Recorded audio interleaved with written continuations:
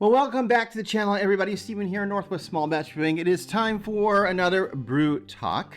It's been a busy weekend here at the Northwest Small Batch Brewing HQ. Doing all kinds of stuff. Today, I'm going to visit a topic that sort of brings out the ugly in people. And that is because there's a lot of disagreement about this. So I want to first say that I think that my opinion on this is actually in agreement with everybody. I just don't agree with the way the term or certain terms are being used. The actual process, I think, is probably correct. Well, so we're talking about whirlpooling today. Whirlpooling. So whirlpooling, what is whirlpooling? It's a basically what happens. Let me give you a general idea here. When you're home brewing, you put your hops, like let's say your 60-minute hops or whatever, right, in the boil, but you put them into what we call hop spider. It's a long mesh tube so that it doesn't actually get all that thick hop matter mixed into the rest of your beer. It helps keep it from making a huge mess and not being able to pump that beer. Well, that works great at the homebrew level up to a certain point. Now, if you're doing up to 5-gallon batches, it works great. You can use hop spiders, hop baskets, whatever you want to call them. Seems to work great. At the commercial level, it doesn't work. I mean, imagine, I can't even explain how many gallons, but they do multiple barrels of beer at a time. There's no way you could put a basket that large into a boil kettle at the commercial level and be able to throw your hops in and then pull that out when you're done. So they do something called whirlpooling. So the idea of whirlpooling, this is my first point, did not start with home brewing. It is a commercial brewing method. We have a different way that we can do it in home brewing. All right. So the technique is that you basically spin your wort in the kettle, in the boil kettle, and then you use a pump to get all those hops to move into a cone. Now, at the commercial level, they do that a little differently than we do it at the homebrew level. If you're really wanting to do this at the homebrew level, or if you say you're making more than 5 gallons, if you're doing 10-gallon batches, 15, 20-gallon batches, then this makes sense at the homebrew level because you're making a much larger batch than is the normal, I think, standard homebrew amount. And I say that because there are legal limits on how much beer you're supposed to be able to brew in a year. And from what I can tell, there's a lot of people breaking that rule. Not that anyone's going to come and look for you. I'm just saying. So the whole point of this whirlpool is to separate your tube, right? The spinning action, whether you're using a spoon, some people use a spoon and just spin it as fast as they can. Some people use a pump. Like I said, that's the most common way, is to have a pump that recirculates, but it's got to be a powerful pump. The Blickman Riptide, I think, Spike Brewing also makes a really good pump that's pretty powerful. You need something pretty strong to be able to create that whirlpool and allow it then to settle into a cone in the center at the bottom of your pot. So it separates the tube, right? You're not just, the hops is the big one, but it also is going to include any of the proteins that fell out of suspension and any other kind of, debris, we'll call it, that's left behind, and it will leave it right in the center of your kettle, making it easier to leave behind when you transfer the wort to your fermenter. Okay, so instead of using a basket, it puts it in the center, and that way when you're draining your wort out, hopefully it's going to leave behind that cone of hops in the center of the pot.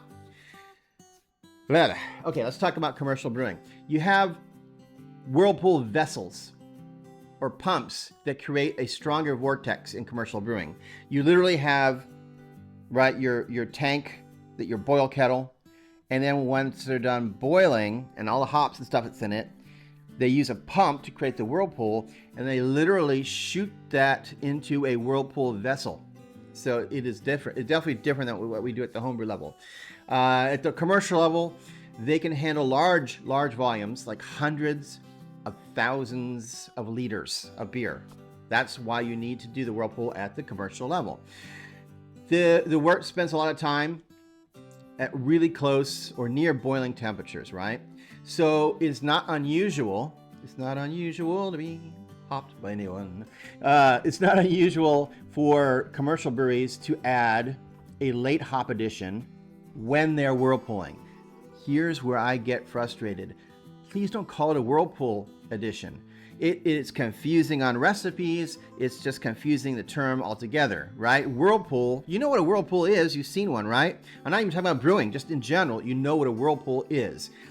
So if you're adding hops, let's say you whirlpool for 20 minutes and then you add hops at the same time so that you can get, you know, a late addition. Don't call it a Whirlpool addition. Just call it a late addition while you whirlpool if you really want to try to, for some reason, keep those terms together. There's a number of terms that people use that make it very difficult to help when someone says, I'm having problems and this is what I'm doing, and you're like, I don't understand the terms you're using because that's not how that term is used. All right, at the homebrew scale as versus the commercial scale, the home brewer would instead commonly put a late addition into the boil kettle, and then in the commercial brewing, they can't rapidly chill down to 120 degrees Fahrenheit like you can in a home brewing situation, right? Because home brewers are using an immersion chiller or some kind of chiller like you're whirlpooling, but at the commercial level, think about trying to cool down thousands and thousands of liters of beer, down to like your Whirlpool temperature. We'll talk more about that temperature in a second here, but it's crazy to think how could you possibly cool that work down in time. Homebrewing, you typically have your brew kettle, and you either use a spoon or, like I said, a pump, and you create this vortex, right? And then you add your late additions. It's a little less efficient at the homebrew level due to the smaller size of your wort, your beer that you're making, as well as a less powerful circulation. You're not going to get, even with a nice, pumps, it's not the same as at the commercial level. It's not going to be quite the same. And you still, I would say it's still useful to get hop aroma extraction while the tube is settling, at the homebrew level. So, there's a point to doing the late additions. All right, so I'll throw up a picture just to show you the difference between the commercial and home brewing as far as the process and whirlpooling. Let's talk about a hop stand. That's the second half of this video. So for home brewers, whirlpooling hops are probably better called steeping hops, or what I call late addition, or we can call it a hop stand. Like, there's all these terms that can make things confusing. A hop stand, right, is when you add hops after the boil during the whirlpool phase at a controlled temperature, right? This gets the extraction of the flavor and the aroma compounds from the hops without actually getting a lot of excessive bitterness. That's the homebrew level. We'll call it a hop stand. At the commercial level, brewers often cool their wort down to, I say, between 150 and 170. I like to do my late additions at 170 Fahrenheit, so that's like 77 Celsius. And then you add your hops, right? Once you get the wort cooled down to that temperature, and you hold the hops there for a period of time.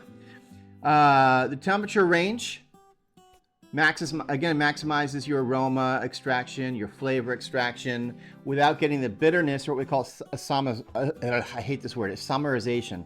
Which is going to cause the bitterness. So bringing it down to that temperature is important.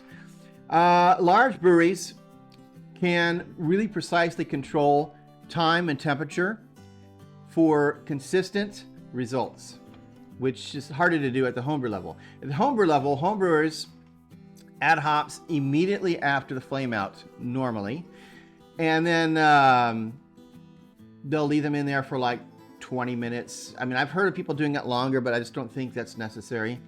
You could use a chilling, like, a plate chiller or something to try to bring the wort down to your ideal temperature before you throw in the hops for the hop stand. But a lot of times homebrewers just toss them in immediately after the boil, which is not quite as efficient, right? Temperature control is less precise in that case, you know, with home brewing, and you can get extra bitterness that you don't want because you're heating the hops up too much initially. Some homebrewers do use, like I said, immersion chillers, plate chillers, or however they're chilling their wort down to try to target that exact temperature they want for the hop stand before they add the hops. Anyway, the point is to turn down the heat and chill the wort, if you can, down to whatever temperature, like say 170 degrees Fahrenheit, that you want to put your hop stand in. And then you add your hops, and then you hold the wort there for, in my case, I do 20 minutes when I do this, but it can be like 15 minutes, 30 minutes, you know, something like that is pretty typical. Electric brewing makes this a lot easier because you can just set the PID to the temperature you want. Homebrewers also don't really need to spin the wort, right, when they're doing a hop stand. It's not really likely that spinning the wort during that hop stand is going to make really much of a difference to your final result of your beer. Anyway, let's finish this little talk off with a comparison or a discussion real quick here, summary of the differences here between whirlpooling and hop stand, because that's really what I want to get to here. Whirlpooling is the physical process of spinning the wort to separate the trub. That is what whirlpooling is defined as. All right, you may disagree, but I'm telling you, I looked this up. That is the definition of whirlpooling in brewing. The hop stand is when you add a hop addition during the whirlpool or post-boil, right? At a very specific temperature for aroma and flavor for a specific period of time. That's the difference. Anyway, I hope that helps. I hope that didn't anger people or trigger anybody on the definitions here of whirlpooling, late addition, hop stand, steeping addition, whatever you want to call it. Anyway, I'll be back in another week for another video. Glad you stayed till the end. And until then, keep on brewing. Cheers, everybody.